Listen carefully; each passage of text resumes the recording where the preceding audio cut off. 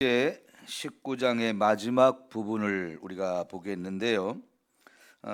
오늘 말씀에 읽은 부분은 그 십계명을 좀 더 세분화하고 생활 속에 더 밀접하게 연관되어지는 내용들인데, 여전히 중심 주제는 거룩하라 하는 거죠. 거룩하기 위해서 우리가 지켜야 되는 많은 규례들을 설명하고 있는데요.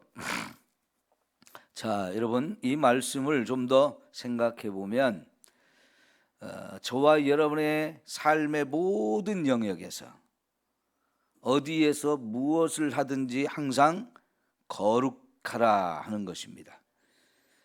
이게 굉장히 거룩이라는 게 얼마나 중요한지를 다시 한번 우리 마음에 새겨야 할 줄 믿습니다. 오늘 말씀 중에는요, 지금 시대에는 지키기 어려운 그런 말씀도 있습니다. 다시 말하면 옛날 시대에 적합했던 말씀이고요, 지금 시대에는 더 이상 이런 걸 지키기 어려운 그런 부분도 있지요. 자, 예를 들어서 여러분 19절에 너희는 내 규례를 지킬지어다 하면서 내 가축을 다른 종류와 교미시키지 말며 내 밭에 두 종류를 섞어 뿌리지 말며 두 재리로 직조한 옷을 입지 말지며 그랬는데, 여러분 왜 이런 규정을 주셨을까요? 짐승들을 다른 종류를 교미시키지 않는다. 밭에 종자를 뿌릴 때도 두 종류 이상 섞어 뿌리지 않는다. 옷을 만들 때도 옷감이 다른 종류를 섞어서 옷을 만들지 않는다. 이런 이야기를 주셨는데요. 이런 말씀을 주신 근본적인 이유를 우리가 좀 생각해 봐야 되는데요. 거룩이란 말은 다른 말로 하면 구분하다 혹은 분리하다는 뜻이에요. 거룩이라는 게 우리가 생각할 때 죄가 없이 깨끗한 거, 이걸 우리가 생각하게 되어지는데, 이 거룩이란 말의 본래 의미는 뭐냐면 다른 것으로부터 구분한다는 뜻이에요. 혹은 다른 것으로부터 분리해낸다, 그런 뜻인데요. 자, 여러분, 우리가 창세기에서 하나님께서 세상을 창조한 이야기들을 가만히 읽어보면 하나님이 세상을 창조하실 때부터 분리하고 구별하는, 이런 구별하고 구분하는 이런 것들을 볼 수 있어요. 그렇게 함으로 인해서 세상에 질서를 잡은 것을 볼 수 있는데요. 여러분 창세기 1장 2절을 보면 1장에서 하나님이 천지를 창조하셨다 그랬는데 처음에 창조하셨을 때의 모습이 혼돈하고 공허하다, 그렇게 말씀하셨어요. 그 혼돈하고 공허한 모습은 질서가 잡혀있지 않은 모습인 거죠. 뭔가 형체가 만들어지지 않은 모습인 거예요. 그래서 하나님께서 이제 하나씩 하나씩 질서를 잡아가는데요, 하늘과 땅을 분리합니다. 그리고 여러분, 이 물을 위의 물과 아래 물로 분리합니다. 그리고 물과 땅을 분리합니다. 그러면서 땅에 있어야 될 것들, 물에 있어야 될 것들, 하늘에 있어야 될 것들을 만드시는데 다 종류대로 이렇게 말씀을 하셔요. 그러면 이게 하나님께서 분리할 것은 분리하고 구분할 것은 구분하고 하면서 이 세상에 질서 있게 모든 것을 만드시는 것을 볼 수 있어요. 자, 그런데 그렇게 하나님께서 질서 있게 만든 것을 파괴하는 것, 그거는 부정한 거예요. 성경에서 이 레위기에서 특별히 부정이라는 단어를 자꾸 사용하는데, 그 부정이라는 말의 모습은, 의미는 하나님이 본래 지었던 모습 그대로를 두는 게 아니고 그거를 자꾸 허물어 버리거나 깨트리거나 변형시키거나 하는 것을 말합니다. 자, 예를 들면 여러분 28절을 보면, 죽은 자 때문에 너희 살에 문신을 하지 말며 문의를 놓지 말라 그랬어요. 다시 말하면 사람 몸에 문신을 하지 말라 그랬거든요. 여러분, 문신을 왜 할까요? 네? 문신을 하는 이유는 대부분이 아름다워지려고 하는 욕심에서 하는 겁니다. 그런데 아름다워지려고 할 때 하나님이 본래 저와 여러분을 창조한 모습 그 속에서 아름다움을 찾아야지, 하나님이 우리를 창조하신 그 모습에서 자꾸 변형시키는 거, 이거는 부정한 거예요. 여러분, 본래 하나님이 우리에게 깨끗한 피부를 주셨잖아요, 그죠? 그리고 우리 하나님이 우리를 창조하셨을 때 보기가 좋다고 그랬어요, 볼품이 없다고 그랬어요? 좋다고 그랬죠. 보시기에 심히 좋았더라. 그러니까 하나님이 우리를 창조하시면서, 아니 우리만이 아니라 세상도 창조하시면서 보시기에 좋았더라는 거예요. 그러니까 하나님이 보시기에 너무너무 아름다운데 우리는 거기서 만족하지 못하고 그 아름답게 창조하신 모습을 내 나름대로 자꾸 뜯어 고치는 거예요. 그리고는 거기에서 그걸 가지고 아름답다고 하는 거지요. 그런데 여러분, 하나님이 창조하시는 것에 우리 인간이 나름대로 아이디어를 내가지고 변형시키는 게 좋아요, 안 좋아요? 하나님보다 더 잘 만들 수 있나요, 우리가? 우리는 하나님보다 더 잘 만들 수가 없습니다. 그런데 인간이 자신의 몸에다가 자꾸 문신을 해가지고 좀 더 아름다운 모습을 가지려고 한다? 그게 이제 부정이라는 겁니다, 성경에서는. 그런데 요즘 젊은이들이 어때요? 문신을 자꾸 하려고 합니다. 그거 왜 하냐고 물어보면 아름답다는 거예요. 그 아름답기 위해서 하려고 한다는 거예요. 그런데 그 아름답기 위해서 한다는 것들이 대부분 뭐냐면, 희한하게 꼭 그 조직 폭력배들이 그런 걸 또 제일 먼저 해요, 그죠? 그리고 거기다 뱀이나 용이나 뭐 이런 것들을 자꾸 그려요. 지저분하고 더럽고 이상한 것들을 자꾸 해놓고는 그게 아름답다는 거지요. 아름다운 것을 아름답게 보는 게 아니라 아름답지 않은 것을 아름답다라고 얘기해요. 여러분, 피카소라고 하는 사람이 세계적인 미술계의 거장인데, 그 사람이 그린 그림이 보면 세계적인 작품이라고 그러는데 우리는 이해가 안 가죠. 그 사람을 그린 건지 뭘 그린 건지를 이해할 수 없는 그림을 그려놨어요. 그래서 사람을 그린 것 같은데 우리의 모습과 같은 모습이 아니라 이상한 모습으로 자꾸 변형시켜서 그려놓는단 말이죠. 그래놓고 참 멋있다고 아름답다고 대단하다고 이런단 말이죠. 그러니까 지금 세상은 하나님이 본래 우리를 창조하신 모습 그대로를 자꾸 유지하는 게 아니고 그걸 자꾸 변형시켜요.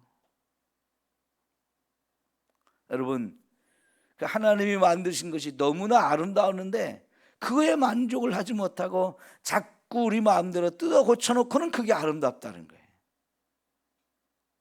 인간의 마음이 자꾸 변질되고 죄로 오염되니까 정상적인 걸 비정상이 되게 하고 비정상적인 것을 정상으로 하자는 거예요. 지금 대법원이면 우리나라의 최고 대법관들이 모여 있는 곳이거든요. 그래서 거기서 뭔가를 결정을 할 때 11명인가가 모여가지고 합의해가지고 결론을 내리거든요. 그런데요, 성별 정체성을 바꾸는 일을 논의하자고 모였어요.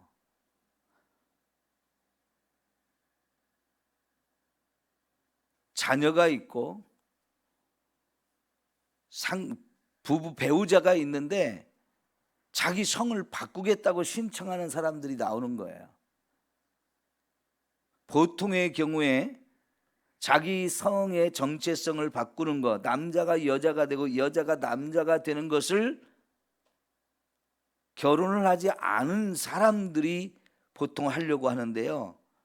요즘에는 결혼을 했고 자녀까지 낳았는데도 불구하고 자기 성을 남성에서 여성으로, 여성에서 남성으로 바꾸려고 하는 사람들이 생기는 거예요. 그거를 법적으로 허락을 할 거냐 말 거냐를 결정을 하겠다는 겁니다. 근데 이미 우리나라에서 대법원에서 그런 것을 그거는 불법이다라고 두 번인가 세 번인가에 걸쳐서 허락을 안 해줬거든요. 대법원에서 그런 결정을 했거든요. 그런데 또 그거를 의논하자고, 협의해서 의논하자고 모이는 것을 결정했어요. 여러분, 왜 이런 짓을 자꾸 할까요? 고치겠다는 겁니다. 지금까지 불법으로 했던 것, 지금까지는 안 된다고 허용을 안 했던 것을 또 의논하면 결국은 뭘까요? 지금의 대법원의 대법관들의 성향이 굉장히 좌파적이고 진보적이에요. 이 사람들이 결정을 하면 결국은 이거를 합법화 시켜주겠다는 의도를 가지고 모이자는 거예요. 지금 그래서 그것을 반대하는 집회를 대법원 앞에서 하고 있는데요. 여러분, 지금 세상은 정상을 비정상으로 만들고 비정상을 정상으로 만드는 세상이 되고 있어요.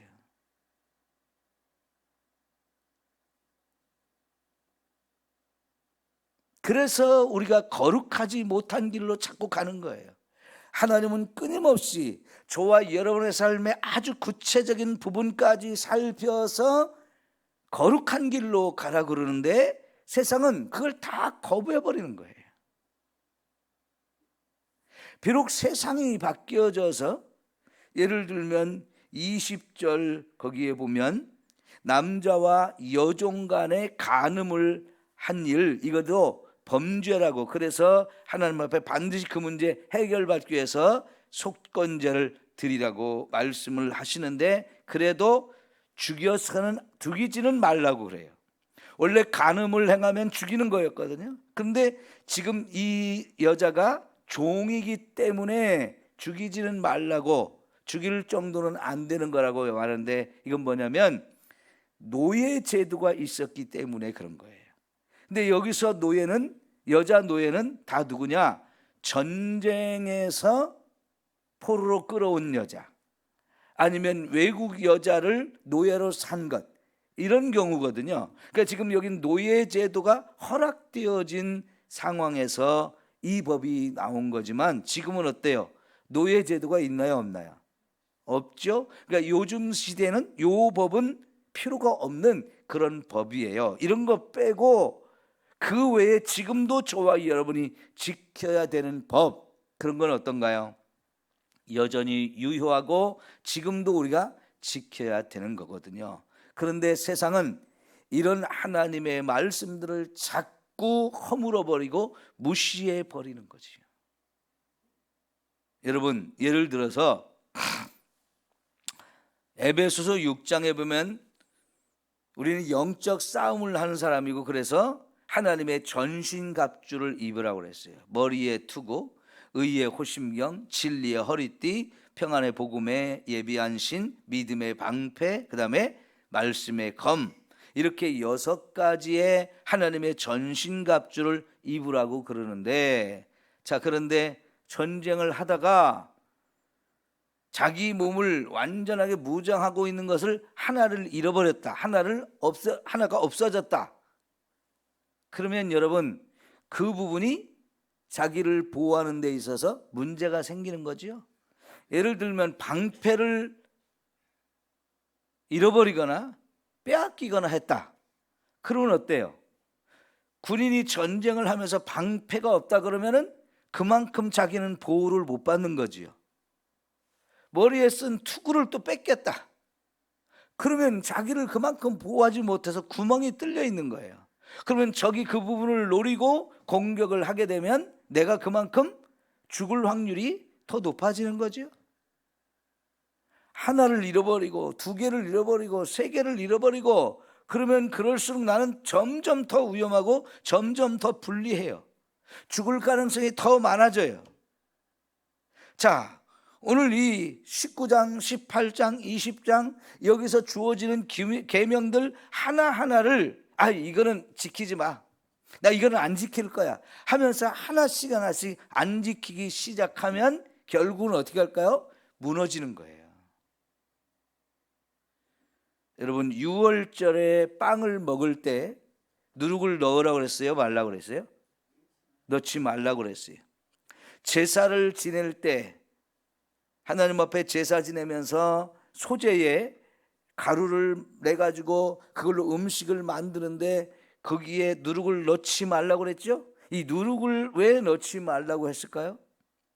그 누룩이라고 하는 것은 가루 서말 속에 조금만 집어넣어도 그 가루 서말 전체를 다 부풀리는 거기 때문에, 다시 말하면 조금만 있어도 그 영향이 엄청나게 퍼져가는 거기 때문에 그건 마치 죄와 같다는 거죠. 그래서 죄가 우리 속에 들어오지 않도록 해야 한다, 그런 의미에서 누룩을 금지시키는 거예요. 그러니까 죄라고 하는 것은 하나를 허락하면 그것이 그냥 하나로 있는 게 아니고요, 어마어마한 파급력, 전파력이 있어서 이게 그 작은 부분에서 허락해도 그냥 전체를 다 오염시킨다는 거지요. 그래서 하나님께서는 우리에게 다양한 율법을 주셨는데 그거를 다 지키려고 우리가 노력을 해야 하는 거지요. 그럴 때 우리가 거룩한 삶을 살 수 있는 거예요. 우리가 거룩한 삶을 살고 있다가도 이 거룩함이 깨지는 것은 한순간인데 그게 작은 부분에서부터 되어진다는 거지. 옛날에 이런 농담이 있잖아요. 길을 걸어가는데 뭔가 줄이 있어서 그냥 들고 왔더니 소가 따라왔다고. 예? 아니, 길가에 줄이 있어가지고 이게 뭐야 하고 그걸 집어왔는데 결국은 소를 묶어놓은 줄을 끌고 온 거죠.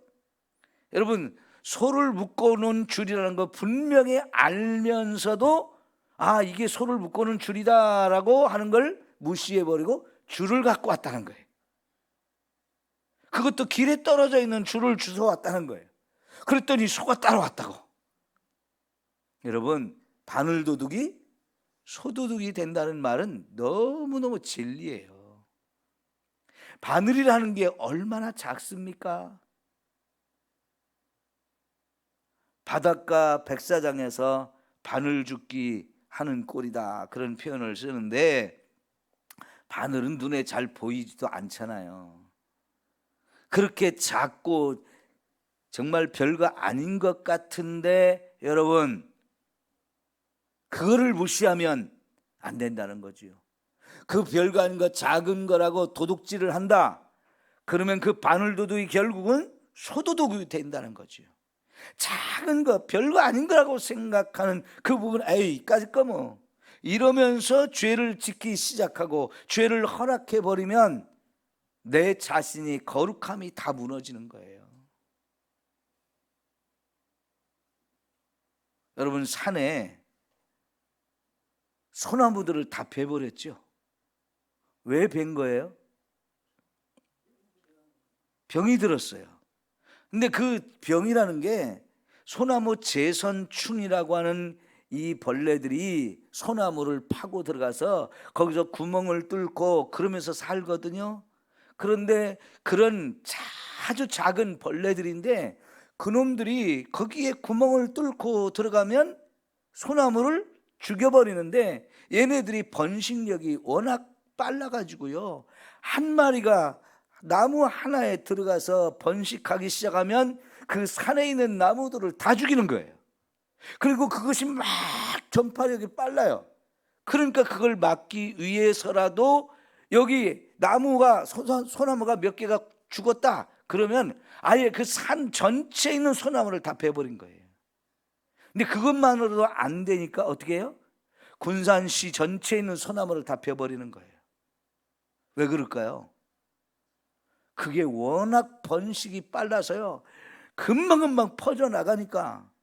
여러분, 군산시만이 아니고 전라북도 전체 소나무를 벤다, 충청도의 소나무를 다 벤다, 이런 식으로 대책을 세워나가거든요. 얼마나 무서우면 그러겠어요. 여러분, 우리가 죄라고 하는 것을 그렇게 우리는 조심해야 돼요. 그래야 우리가 거룩할 수 있어요. 그래서 히브리서에 보면 우리가 죄와 싸우기를 피 흘리기까지 해야 된다는 거죠. 피를 흘리면서라도 싸워서 죄는 이기고 물리쳐야 된다는 거예요. 근데 죄라는 게 큰 거 작은 거 따질 것이 아니라는 거죠. 여러분, 정말 하나님의 말씀을 목숨을 걸고 우리가 싸워서 지키면서 죄를 짓지 않도록 우리가 힘써 나를 지켜야 되는 거예요. 그래서 무릇 마음을 지켜라, 지킬 만한 것들 중에서 너희 마음을 지켜라 그랬어요. 그것이 성을 지키는 것보다 더 중요하다라고 말씀하시죠. 여러분, 우리가 이렇게 하나님의 말씀을 따라 내가 철저하게 말씀대로 산다고 하는 것이 너무너무 중요해요. 근데 그 작은 것 하나하나를 우리가 무시해버리고 이까짓 것 하고 허락해버리면 결국은 나의 전부가 다 무너진다는 거야. 이걸 명심하면서 여러분, 하나님 말씀을 우리가 잘 지키면서 거룩한 삶을 살기 위해서 정말 노력하고 힘써야 할 줄 믿습니다. 기도합니다.